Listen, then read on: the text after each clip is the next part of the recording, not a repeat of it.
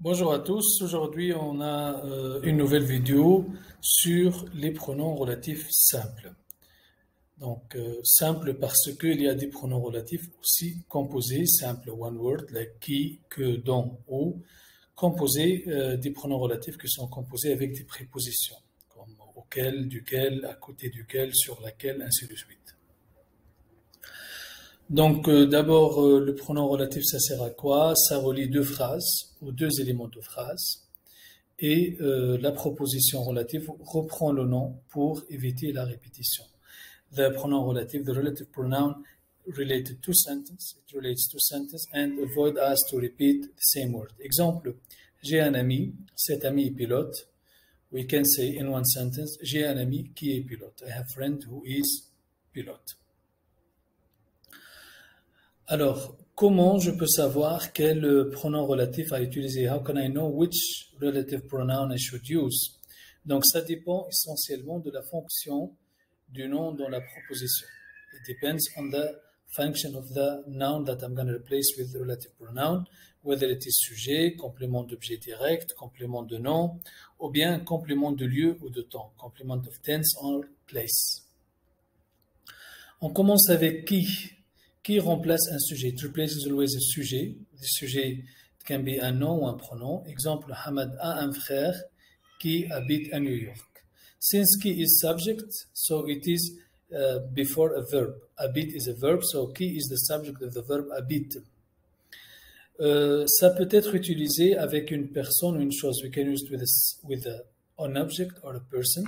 Exemple, c'est la route qui mène à l'université. It's the road which leads to university. On a ensuite que, qui peut s'écrire aussi QU apostrophe avec des verbes qui commencent par une voyelle ou un H muet. Ça remplace un complément d'objet direct. Replaces complément d'objet direct. It can be used also avec une chose, objet, personne, person. Exemple, Saif a visité des monuments qu'il ne connaissait pas. Que, here replace monument. But it's not like qui. So it's not a subject, it's an object.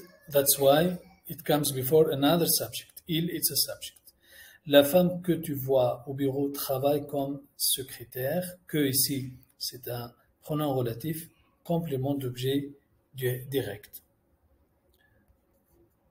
On a ensuite le pronom relatif où, which means where, qui remplace un complément de lieu, place, aussi un complément de temps, tense, complement. Exemple, pendant le week-end, Fatma rentre à L'Ain, la ville où habite sa famille, the city where her family lives.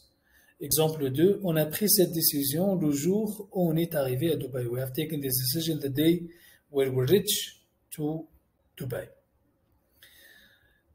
On passe maintenant au complément 2, mais je voudrais vous rappeler qu'il y a une vidéo que j'ai publiée déjà sur le pronom don. Before I start with pronom don, I would like to remind you that there is a video about the pronoun don that you can refer to it and you can watch it. Still, here we can also revise it together.